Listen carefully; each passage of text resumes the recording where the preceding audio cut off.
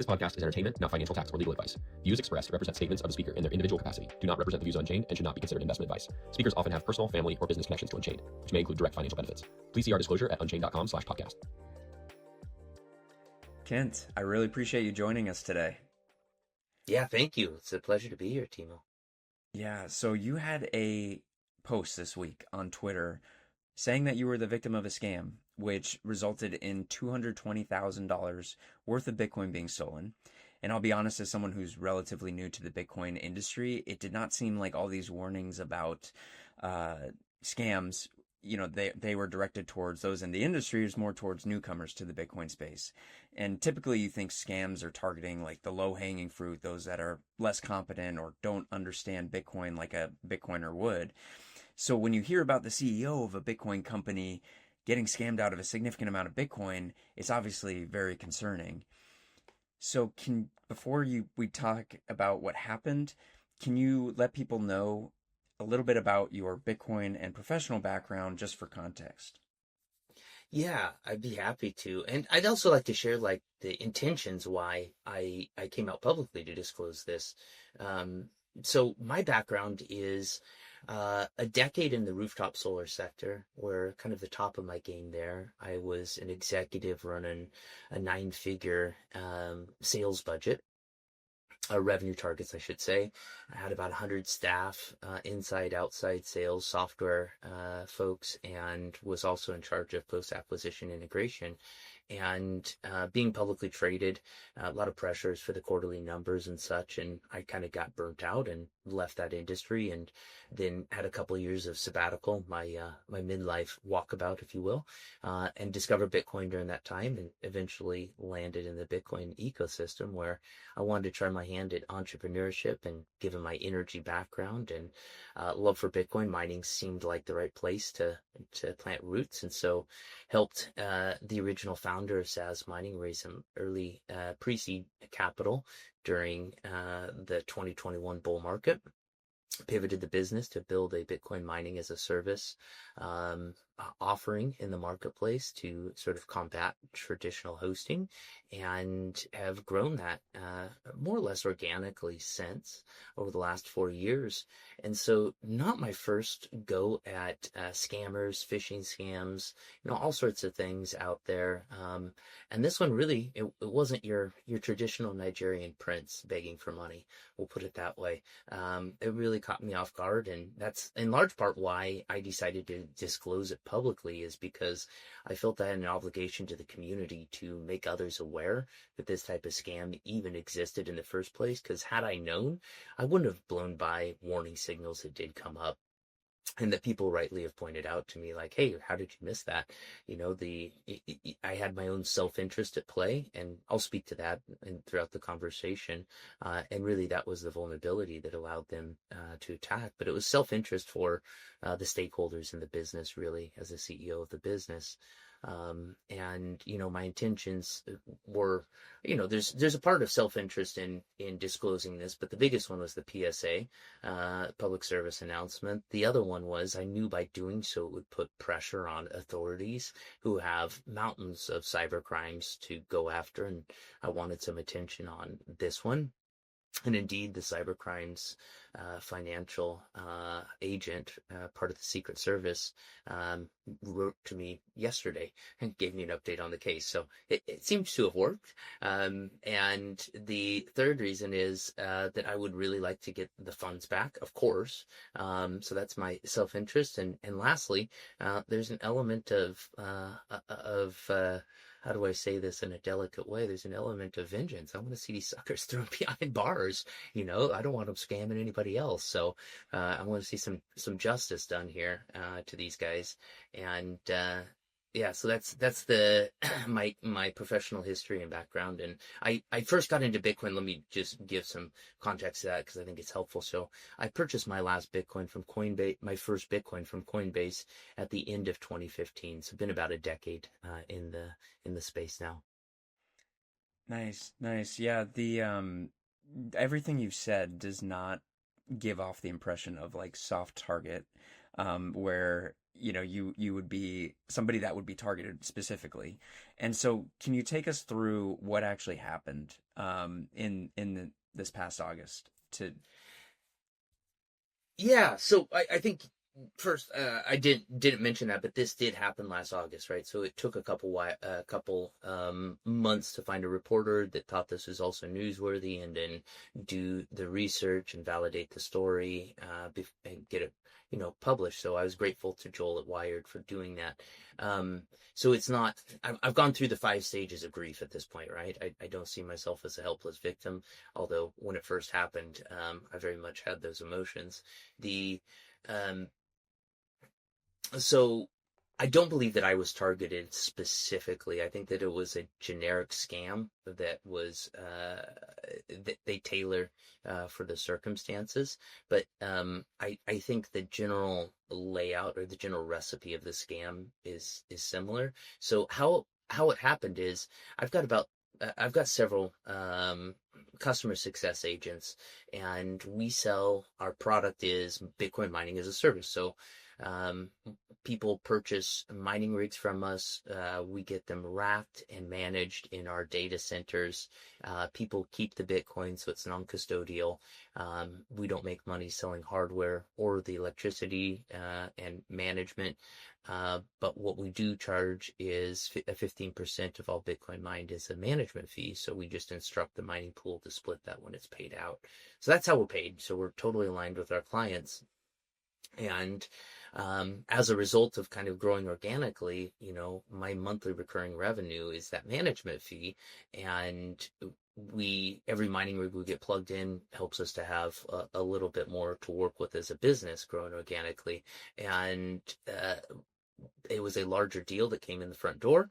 My customer success associate said, "Hey, after a couple meetings, this seems with the potential clients, this seems valid. Do you want to jump in and work with them?" So I did, had a meeting or two, and then it just so happened that within a couple weeks, I was heading to Europe to attend the Bitcoin, or the Baltic Honey Badger Conference, which is in Riga, Latvia. And then directly afterwards, I was heading on to Ethiopia to complete due diligence on a data center opportunity there. So I had the opportunity. They were very insistent that we want to meet in person. They portrayed themselves as ultra high net worth, representing ultra high net worth family offices, and out of Monaco. And we built trust by being in person. I understand that. That's why I was going to Ethiopia. So I had a day of flex in my schedule coming into Europe. So I said, sure, meet with you in Amsterdam. So show up at a 4-star hotel, have lunch with these guys. There's a bit more to the story. I'm going to save it for later just to try to get through the context and kind of lay out the story. But over the course of the meeting, discuss business, discuss who they are, and they wanted to do part of this $4 million deal that was in front of us as a cash-based transaction. I went back and forth with them. I knew that was going to be a struggle, talked internally with my controller, and we both said, we don't even have a bank that can accept cash. I was so, no, we're not doing this. So I walked away from that meal thinking, this is the end of the story. So fast forward, attend the Baltic Honey Badger conference, and then I'm in Ethiopia, and they come back and say, look, we figured out how to overcome this cash portion, and we're interested in sending you a wire. One hiccup, though, is that as part of that, we want to purchase some Bitcoin in the transaction. And so I went back and forth with my controller at the time, and we figured, we have Bitcoin. We can sell Bitcoin. There's no reason that that's a problem, but we don't feel good about large amounts. So we figured, let's do no more than 10% of the contract value as additions. We added that on to the estimate, revised it. They were good with it, and I was, okay, great. This is a game-changing deal for us, right? It was a big order. And we came to terms on all those pieces, and then they had the sticking point of we want to meet in person. And I said, I really don't want to. I'm tired. I've been out 2 weeks. I was starting to feel a little bit ill, ready to see my family. And they insisted and said, look, we'll cover your travel expenses, but come visit. And on the way back through, I had planned to, fly in on a Saturday, have Sundays a rest day with family, and then get back to work on Monday, and I could push that day, so I did. It was a big enough project that was worth the extra hoops to jump through. So flew into Paris, took a 5-hour train to Amsterdam, checked into my hotel, which I booked, and then went to meet. And this time it was one of the two, not both of them. We had coffee while we waited for the restaurant, our table at the restaurant, and as we talked about the deal for a little while, and then he said, look, can you download this wallet from the Apple App Store? We feel confident with it. I'm going to send you a small amount of Bitcoin. Let me send you some USDT to cover your travel expenses. That way, when we do this transaction at the end, I know that I've got your address because we sent to it. I know it's there. You've received it. So I downloaded Atomic Wallet was the name of the app directly from the Apple App Store. I was not on I was only on 4G, so not on Wi-Fi, and set up the wallet. They sent the Bitcoin. The transaction was, I brought the contracts, pro formas for the deal, reviewed all those with the client, and the way the deal was going to be structured is they were going to take the contract on their side. He represented the family office. He was going to send it to get signed. I was going to pick it up in both copies, or my copy, excuse me, at the airport. And they were going to keep one copy because I've countersigned two. And at the same time, after the meal, we would send a part of that Bitcoin, not the full 400,000, into this wallet just to validate proof of funds. And again, had never heard of an in-person meal, especially not one where thousands of dollars were being spent in advance. But here we were, and I got back to the hotel, did all the typical things after the meal. So we got back to the hotel, did all the typical things you do with a relatively new wallet. And just to back up, the App Store reviewed it high. That's why I downloaded it, and it had thousands of reviews. Had been around for several years, so it wasn't like, I deferred trust definitely to the Apple App Store in that moment. And then not feeling well, feeling exhausted, I didn't do any research on the wallet before having funds sent. But I did go through and make sure I could send, receive, wipe the wallet, restore the wallet, make sure the funds are there. Kind of basic hygiene for setting up a new wallet and managing your private keys. And then I told my controller to go ahead and send the funds. I messaged the client, or at least who I thought was a client at that point, that the funds were there, and 2 minutes later the funds were swept. And of course, the absolute gut punch. A million things go through your head at once. I wrote the scammers and said, look, great, keep a sucker's fee. You got me. But this is going to create some hardship for me and my business. Like, please send it back. And, I could tell that they're trying to pull me in for another scam, a run at me. And, it just kind of left it at that. And then, went on to report things, trying to figure out how to manage it. Nothing really prepares you for that sort of a moment. It was the equivalent of about 6 weeks worth of revenue for the business. So, how does a business survive? Who all do I report this to? How do I disclose this to the board, investors, all the litany of things, while in a point of exhaustion. So it's definitely one of the more challenging moments of my professional career to live through all that. But what doesn't kill you makes you stronger, and eventually decided that I wanted to disclose this. And Melrose, just to give a shout out to them, is somebody that we've worked with the press in the past to help get out stories like things like our Norway data center with heat reuse, or the launch of our Ethiopia data center. Like, they've just been great to work with to help publicize stories when we want. And so we tapped them to help us get this story out there, and they were glad to, and did a great job of helping us get in contact with Wired. Yeah, that's a wild story. And yeah, so sorry you had to experience that, but definitely really appreciate you telling everybody about it, because I don't think people have thought about these levels necessarily of scams where you're actually meeting in person. They're, an actual business deal that, seems like something's, it could be really impactful for your company. And so, you've talked about just like the mindset that you're in, how that affects how you interpret something as a scam or not. Can you talk about a little bit about what makes or made these individuals seem trustworthy to you?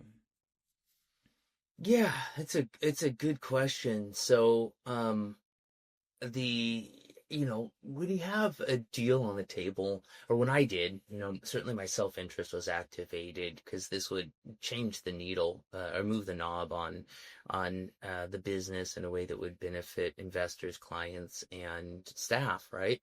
Um, so I think that again caused me to look past red flags that I should not have. However, the way they positioned themselves was very plausible. So the very first call that we had, it was a representative of the family office, a family member of the office, a fairly young fellow, and we were to meet his father and associate when we were in Amsterdam together. So I show up, and indeed there was an older, not an older gentleman, but probably somebody about my age, and then a younger associate there, and they position themselves as, basically like wealthy playboys that represented like deep old oil money. They lived in Monaco. They, talked about running a pretty splashing money around, living a very high life, and were wearing three-piece suits with nice watches, and very, very polished. So it wasn't the sort of vibe that you would get like, hey, this is a street urchin that's trying to lift my wallet or anything like that. Um, and they talked about flying all over Europe to do deals and transactions. And as I got to know them, the story they pieced together was that, look, we've gotten in with this conglomerate of families out of Monaco. Is where the office is. That's where we live. And it's our job to find them great deals. We work mainly in the luxury, real estate, cars, watches, art market, and we look for great deals and bring them to the table. As long as we help the family office make money, we're well rewarded for our job, and we can continue to live the way that we do.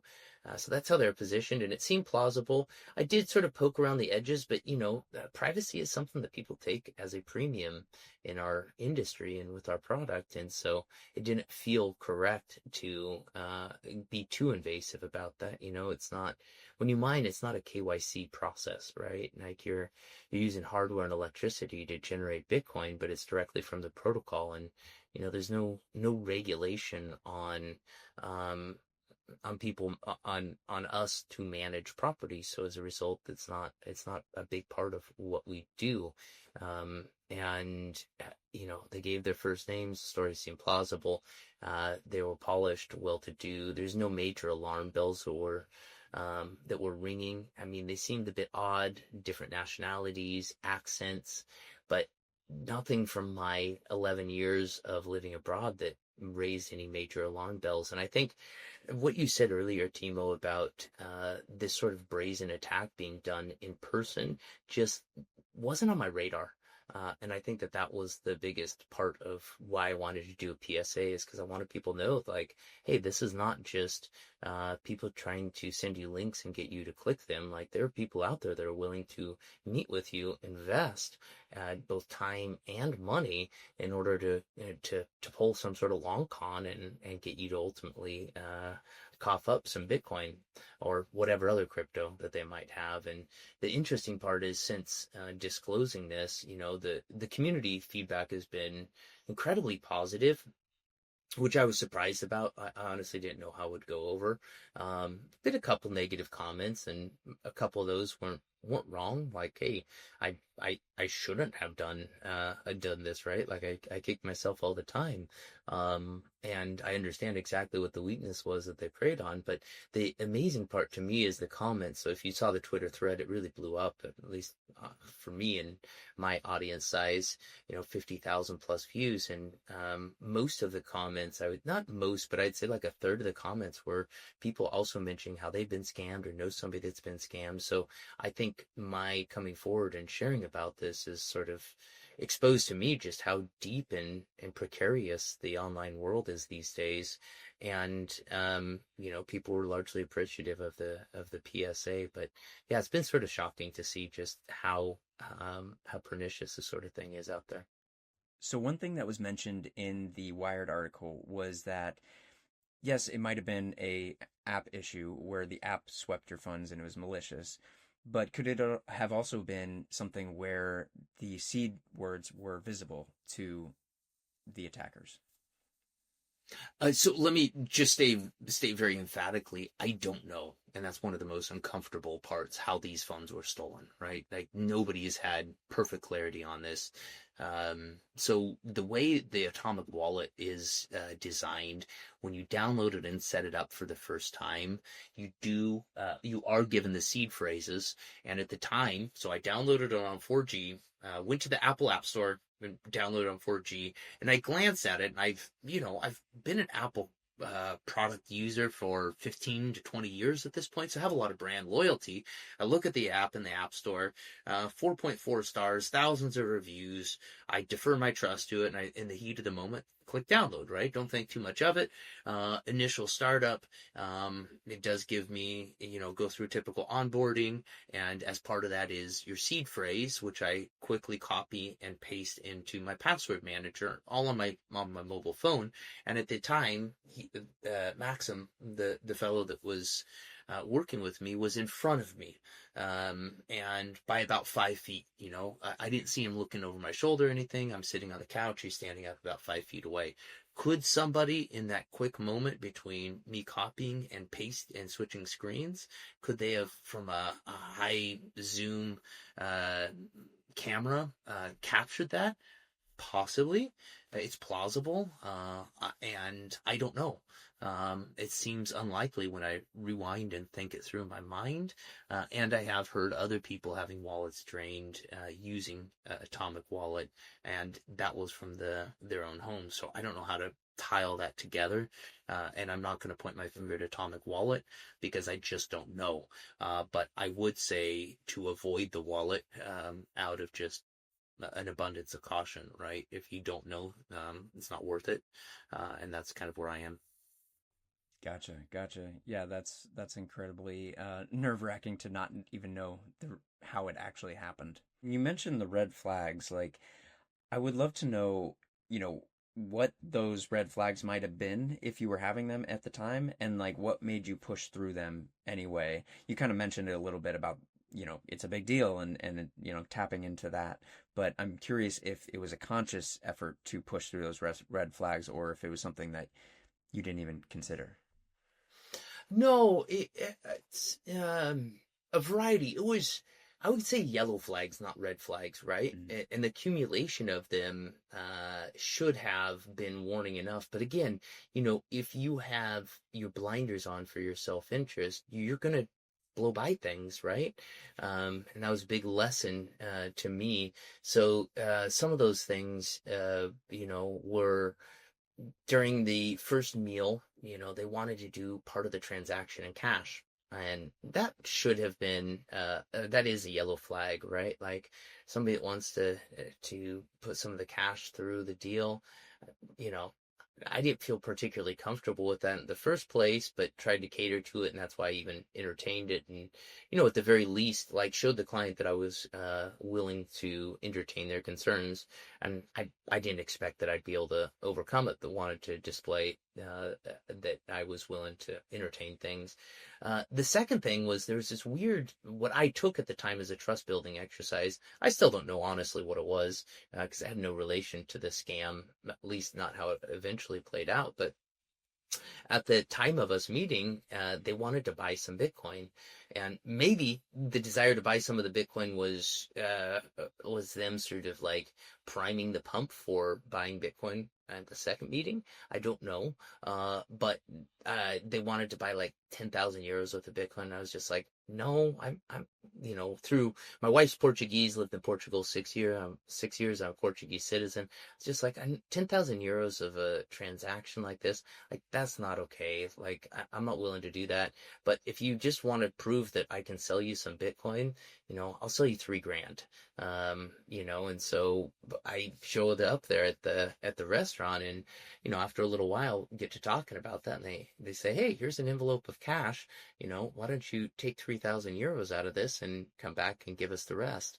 And I was like, this is a weird exercise, but this must be some sort of like trust dating ritual for ultra high net worth. So here I go, off to the restroom, where in the privacy I can peel out this brand new 200 euro bills, which, if you don't know much about Europe, like those you don't find on the street. 200 and 500 euro notes, barely anybody can break those.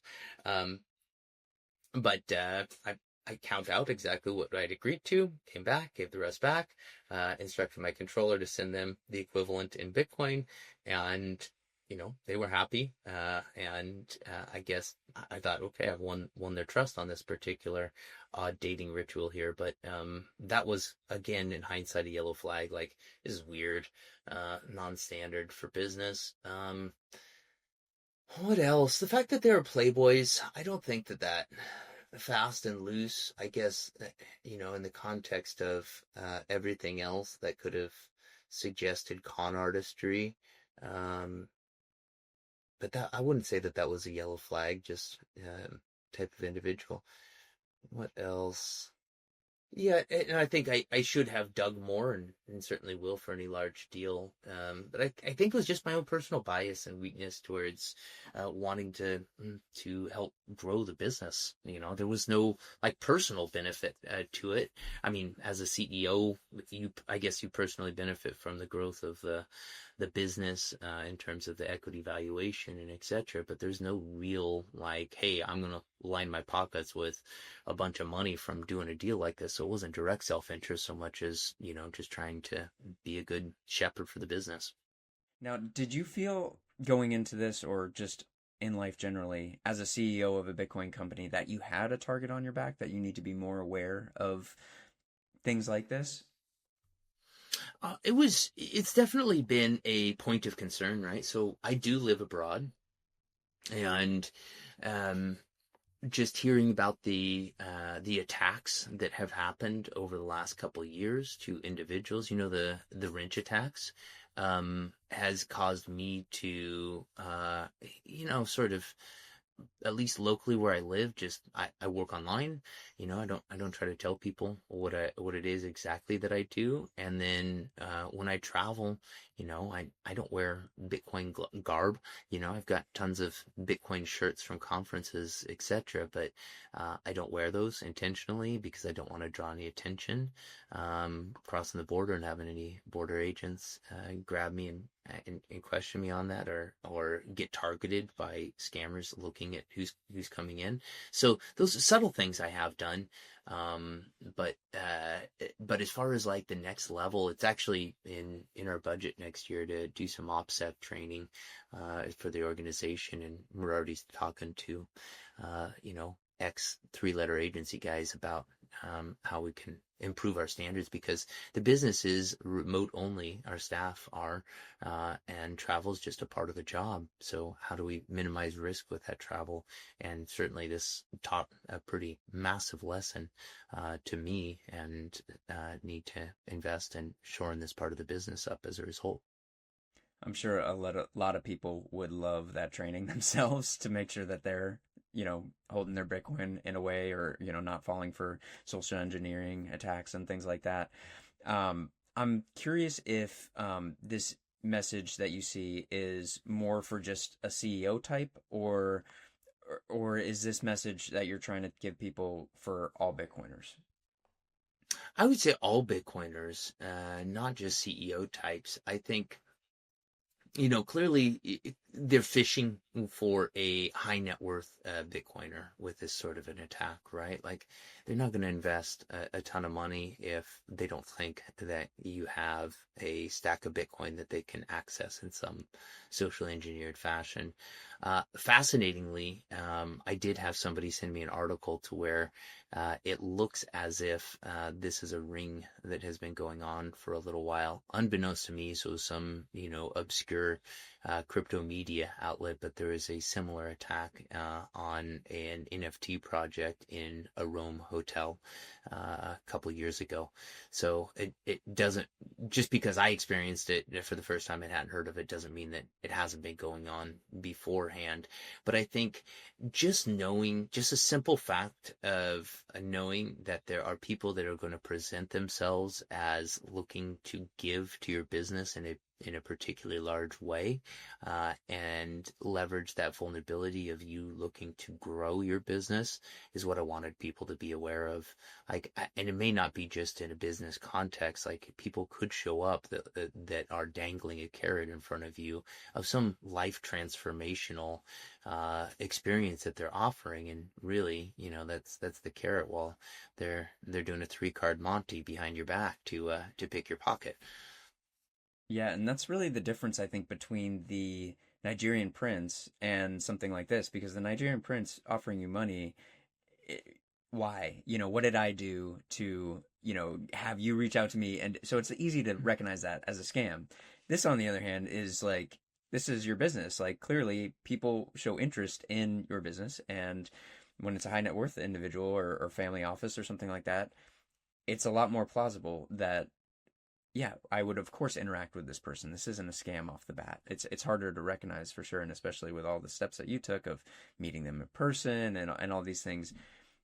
Scammers don't usually go the easy route of trying to have everything be online and keep that physical distance from you. So it that clear distinction really jumped out when you were just telling me about that. And I'm curious if what they were talking about or things they asked you to do were typical of a high net worth individual or family office or something like that. So, or ultra high net worth, I guess, because you did notice them as strange. Is this something that might be strange for like the average person, or even strange for the ultra high net worth?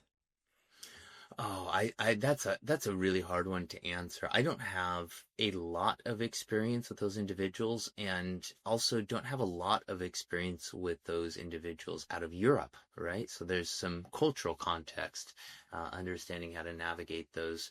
Um, you know, it didn't strike me as odd to spend most of that first meal talking small talk. That's pretty normal in doing business, is just trying to get to know each other. And we shared a 3-course meal together.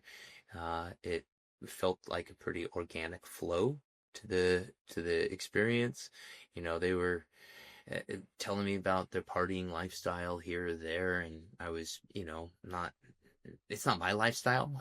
I'm not interested in it, but it's humoring them, and okay, interesting. And yeah, nothing. It didn't feel that particularly odd. In hindsight, I think there could have been more questions asked. They could have asked more questions about the offering. That was a yellow flag in hindsight. Like, hey, you're not really digging as much as I would expect to make sure that this is really something you want to put that much capital into. But I also didn't think it was totally strange, because the amount of money they seemed to represent, or how they portrayed themselves and how they appeared physically, it seemed like $4 million was not a particularly large sum of money to them. Like, it was, a typical transaction. And they were even talking about how, if this worked well, that they wanted to do a whole lot more in the future, right? So setting expectations of quite a large amount of capital at their discretion. Yeah, no, that makes sense. And I'm curious because, this ended up happening in the fiat world. Something like this, probably can happen as well, but there is the option or the possibility that there's some sort of undo button or a bank could stop the transaction from going through, something along those lines. It seems like there's more of a safety net in the traditional financial system. Did this experience shake your conviction in Bitcoin, especially with regards to like its immutability and no undo button? Not at all. It didn't. I mean, the protocol worked exactly as I would expect it to. And as soon as the funds are gone, I think that was part of it is you know, everybody's got a plan till they get punched in the face, right? And you don't exactly get a take back being punched in the face. And so that it's done. Right, the funds are gone. There's nothing that I can do other than work through the criminal system, right, to see if I can get those funds back. And so that's what I now have done. But the protocol worked exactly as I would have anticipated. So I never once actually second guessed Bitcoin itself, if that makes sense. I'm not sure if I'm totally answering your question, Timo. But No, that gets it, because I feel like a lot of times people who are not as deep in Bitcoin, they get scammed and they think, oh, Bitcoin's bad. I'm out of this. And I just wanted to get that message out there that it's not Bitcoin, it's you. No, I didn't want to put the blame on the individual, but like there is personal responsibility that comes with Bitcoin, and a lot of people are scared by that personal responsibility. And I want to make sure that people know that it's still worth it to have that personal responsibility. Oh, I just to add to that, I would say it's not just worth it. I think it's character defining, right? Because when you have personal responsibility, you cannot be it reduces the ability for you to play a victim in your own life. Because there's nobody else that could have done what occurred other than me. I master of my own ship here. I made that decision. I called the controller. I asked him to send the Bitcoin. He asked a few questions, then make sure that he didn't see anything wrong. But yeah, we've changed internal policy and protocols as a result. And I'm happy to share what changes we've made as a result. But what doesn't kill you makes you stronger. And I think that absolute immutability of action, it introduces consequence. Michael Saylor said this at one point. And there's a few things he said that have really resonated with me. But the internet largely has not had consequence. And applying the laws of physics to the internet until Bitcoin has just not existed. And now with Bitcoin, because it is tethered to energy, you can't just print it. You can't just copy and paste it. And as a result, Bitcoin introduces consequence and natural law to the online domain. And for better or worse, I think that actually is a sobering force and helps us to be better behaved online. You mentioned the changes that your team is making. I would love if you're comfortable diving into that. Yeah, I think the number one change is so large. So two major changes that would have thwarted this situation. The first is diligencing larger customers. We've been hit by many Swiss investors over the years and have learned that particular scam and are savvy, and I start diligencing them right away as soon as they come in the front door. And I will just start to do the same with large enterprise dealers that present as if they're hanging a particularly large carrot in front of us. So diligencing customers would be one. Second is that we've just implemented a whitelisting of wallets approach. So we largely sell most of our Bitcoin to fund our operations as we're still leading early stage growth as a business. We've been operating for 3 years. And so most of our Bitcoin we do store on exchange because we're selling it, right? Maybe not within a month, but within 3 months, most of our Bitcoin winds up getting sold. So we haven't had the need from a treasury standpoint to set up a cold storage solution just yet. So that's a pretty secure environment. But what wasn't insecure was downloading a third-party wallet, despite the Apple App Store. So we will white label wallets going forward. And at this point, we have none. So there would be no transfers allowed outside of the exchange balance. And we keep pretty good controls of that, how payments are sent. So yeah, lessons learned for sure. Painful lessons learned, but had we had those types of policies in place, this couldn't have happened. And kind of like from the physical factors of like the actual Bitcoin and how it's held, if or when I should say, you all do have a treasury that is larger than your 3 months, or that would be spent in 3 months, what steps would you take to be able to mitigate this from happening? Kind of like putting more roadblocks in the way for a large sum of money to be sent. Oh yeah, I'll call you Timo because I haven't got there yet for my business. What's best practice, buddy? No, kidding aside, no, I've had a long-term relationship with Joe from Unchained, and he genuinely would be one of the people I'd call. But yeah, when it makes sense for us to spend the time, energy, and effort, like we're going to go to industry best practices. I mean, that's just one of my rules of thumb as a leader is I don't need to be an expert in every area, but it's good to know who the experts are to talk to and then just implement best practices and tweak them to our specifics. No doubt. And the psychological factors of like what made this happen, would you call yourself a more trusting person than the relative to other typical Bitcoiners? Or is this something that you do think of yourself as somebody who is, kind of like that Bitcoiner, like thinking 10 steps ahead, and you just were in a mindset that was kind of blocked those pieces of your Bitcoiner, that Bitcoiner mindset that, you don't feel like you acted like yourself in that moment because of the context? Oh, I don't know if I would use that same framing. I think that in life, we all wear multiple hats and roles. I'm a father, I'm a son, I'm, brother, and each of those roles, it's still me, but it's a different aspect of me, right?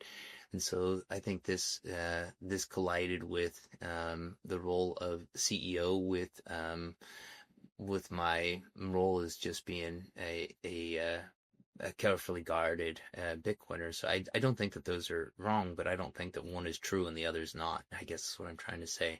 So I think that from a psychological standpoint, yes, I've not experienced a scam that's hit me in any substantive way. I've definitely practiced a lot of careful risk mitigation along the way. Have my own multisig, multi-jurisdictional personal setup, but this the self-interest and kind of position of the business at that point in time, and just thinking through like what this does for us as an organization made me count my chickens before they hatch. Yeah, no doubt. And when it comes to the low-hanging fruit for improvement, you mentioned that you are vetting these potential clients and stuff like that. But who knows, the next scam might be something totally different. So I'm curious if operationally, if there's anything that you could kind of dive into a little bit more of kind of creating the roadblocks for something just to, quickly remove Bitcoin from your possession. Is there kind of that low-hanging fruit to be able to improve that security? Well, I'm certain there is. So, I mean, I don't even have my fingers on the ability to send Bitcoin, right? So we at least have those levels of controls already in place. At least not our substantive amount of Bitcoin. I mean, I always keep a little in a Lightning wallet for going to attending conferences. But so separating the ability to send funds, I think, is the first logical step. And then I think some cooling down period would also be a wise step to implement as well. And I think that the heat of the moment combined with exhaustion and sickness, just trying to get the deal done, was also part of the mindset that put all this together. it's a one-off. I've not ever been in that situation running this business for 4 years now. So I don't expect that will come up anytime soon. And I think that what you said is actually the fundamental thing. These scams are going to evolve. They're going to change. And I think the number one key is not to separate your Bitcoin unless you're absolutely certain. And so just slowing the roll of everything before sending Bitcoin is a big part of it. Yeah, the urgency that I think a lot of scams seems to be, whether it's, your own urgency that you're putting on it because you want your, company to land this deal, or the individual who thinks the IRS is out to get them and they need to, for whatever reason, separate with their money or Bitcoin or whatever it is. That urgency can really affect how we react in those situations, for sure. And I'm curious, did you receive any sort of like scam training or some sort of education to prevent scams in your history, or is this something that has been kind of like just you gather as you go about your life, and you hear about other people experiencing them, and then you try to learn from that? I'm curious if you've had any like formal training in this type of thing, or is that something that is coming down the road with your company, like you mentioned? Well, so simple answer is no. School of Hard Knocks has taught me a lot, and I have lived a more adventuresome life than most. So that 2-year sabbatical, I threw on a backpack and traveled through more than 20 countries. I've now lived outside the U.S. for 11, 12 years now. I'm a dual citizen. I speak 3 languages. So just having been around a little bit, and I'm not a spring chicken anymore, I've seen my fair share of scams and attempts to part me with my money. So kind of, you just learn a little bit about what to look for and what to look out for when interacting with people. And and this is going to sound odd, but in large part, I've learned to trust my instincts. And this was one of those situations where I just didn't have any major instinctual flags past the, hey, we want to give you cash to do the deal. That was the only time where my, was really like, okay, this is a red flag. Like, yeah, we're not going to probably be able to do business here if that's what it takes to get the deal done. And did you, I guess where my mind goes as like the, super probably overly paranoid Bitcoiner is like, was the cash even real? Because like, the verifiability of the Bitcoin, and you can, verify it yourself. Whereas like, all right, is the fiat that I'm holding actually like counterfeit? Is it what, so I don't know if that's been verified or whatever. It'd probably be worth it for them to actually give you real money, given how much you were talking about. But they did. They did, and I know they did because it was checked at the airport. I changed it to dollars because when I was leaving, I was on the road for 2 weeks. That's why I went ahead and did the transaction. So like, I'm going to spend money anyway on my travel expenses. I'll just spend this cash.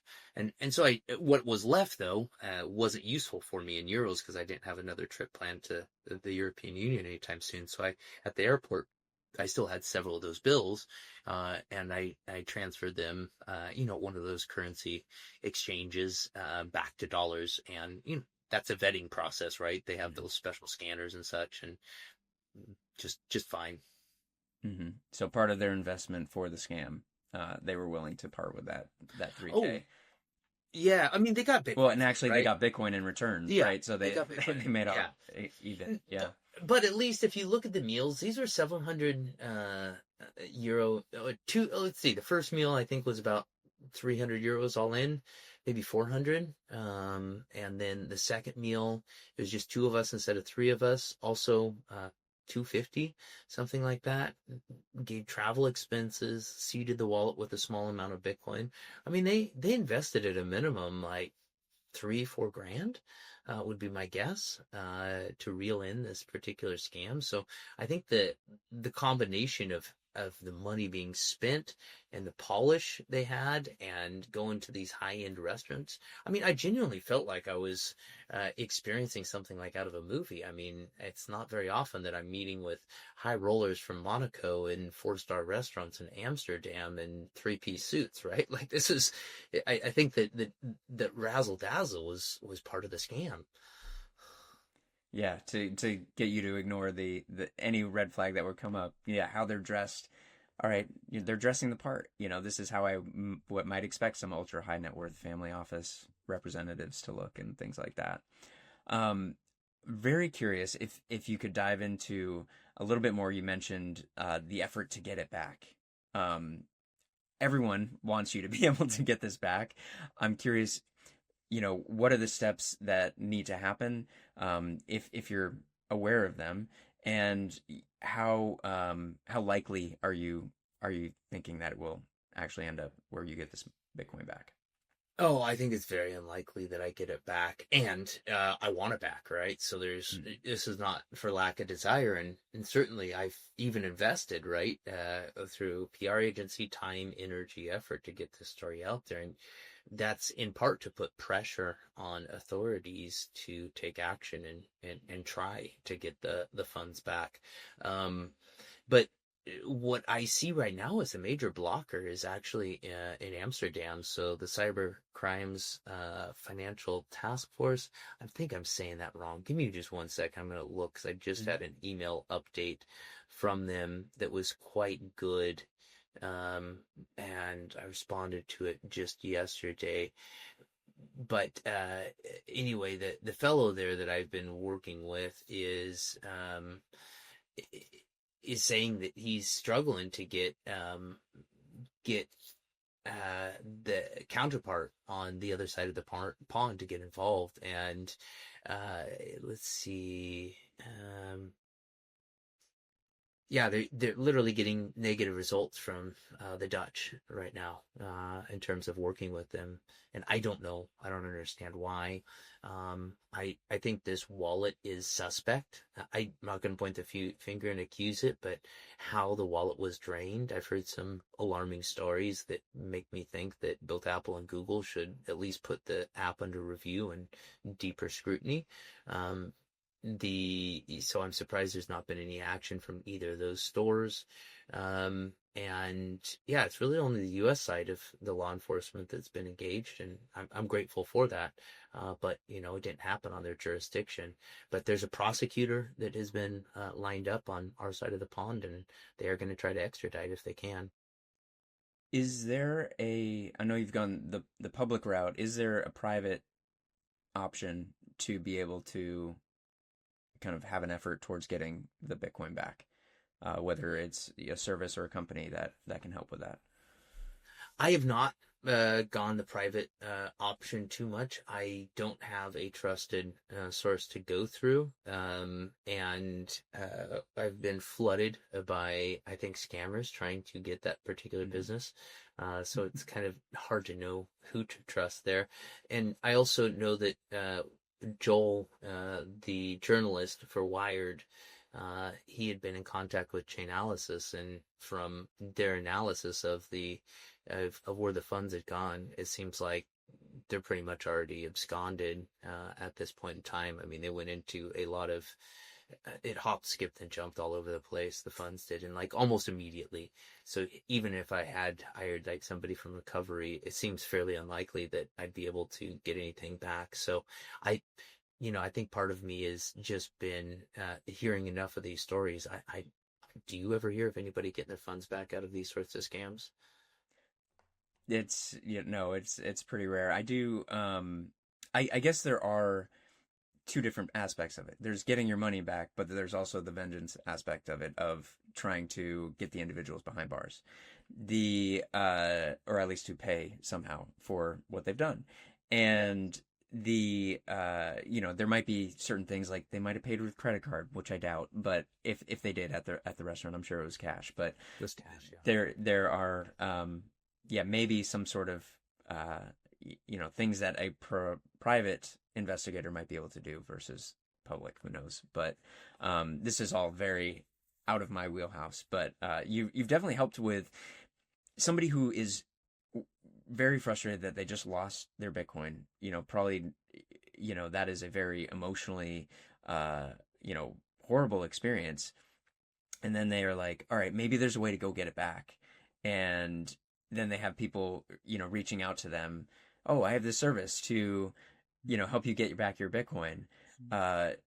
It's great you notice them as scams off the bat, but I think somebody who's not in the right mindset might actually fall for another scam trying to get their Bitcoin back. Yeah, I think so. I mean, it was pretty insane to me after posting this article, just how many posts were like, oh, what have you done to get it back? And just like, it just looked like bot after bot after bot. I'm just so suspicious online these days. I think I've heard some crazy statistic, like 50% of traffic online is now bot driven traffic. So I don't know even just how many people are on here. I mean, Timo, you and I are online right now, and I can tell you're a human. But past that, what's real out there? I don't know.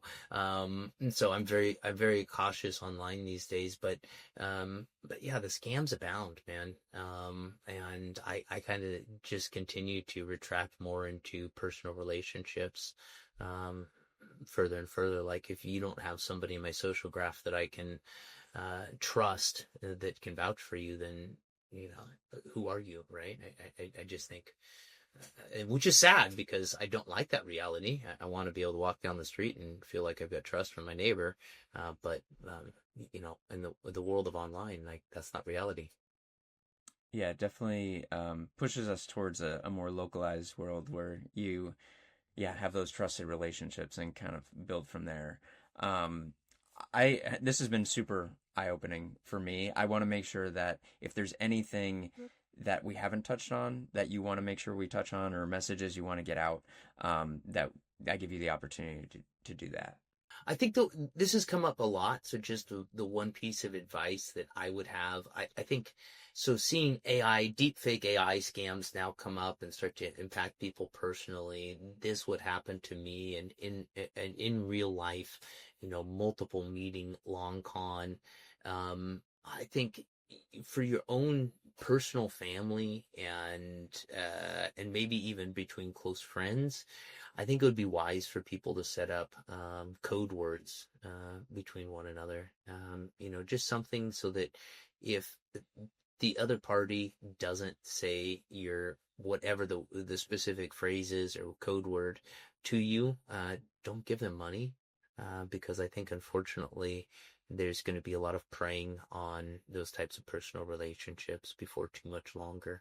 And I think that it's going to be a tough and brutal reality, especially for the more elderly. Yeah, I'm genuinely worried about like my parents and navigating what this digital context that we're going into. Like how are they going to respond if they think it's me calling and saying, "Look, my kids have got ransomed. Like I need money now." Like I know in the moment they're gonna just do whatever they can out of love to help. And so I think that trying to help the generation ahead of us navigate that is going to be part of our role as well. So anyway, yeah, my head has been swimming for how to navigate our digital reality, and it makes me glad to go touch grass more and more frequently. That's for sure. Yeah, no doubt. No, you make me think of how the great thing about Bitcoin is that you don't have to trust it. And it seems like everything else we can't trust. So Bitcoin, we end up being able to verify ourselves and, has that source of truth that we like. And in addition, you don't have to hold it all yourself. You can, help yourself by having your trusted family member hold one key in a multisig or something like that. So you don't even have to necessarily trust yourself to, do everything right in every situation. You can have those layers of security that can help you sleep and make sure that you're not, unfortunately, having to experience something like this. But I've really, really enjoyed this talk. If there's something you want to tell people or leave them with about Sazmining or yourself, let people know where to find you. That would be great. Yeah, at K Halliburton on Twitter is my handle, sazmining.com, all one word. It's a website if you're interested in our product and service. And, if you want to reach out and armchair quarterback what you would have done in this situation, I'm welcome to hear those thoughts. And I know it's, you put yourself in somebody else's shoes and walk. It kind of is when you see things through their eyes better. It's hard to do that without. So, I don't ask for any pity or sympathy. I made the mistake, and I'm do my best to take ownership for it and recover things for investors, clients, and staff.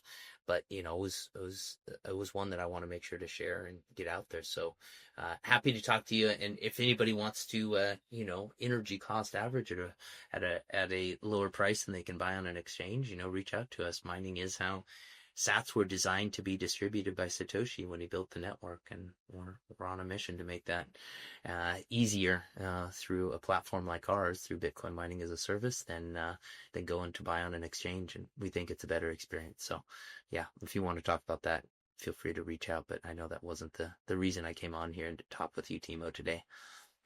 Well, yeah, I appreciate you coming on. And yeah, hope a lot of people can learn from this experience. But yeah, hope fingers crossed you were able to find it again. But it seems like you're doing a lot of good just by coming out here. So appreciate you, Kent. Thank you. Likewise.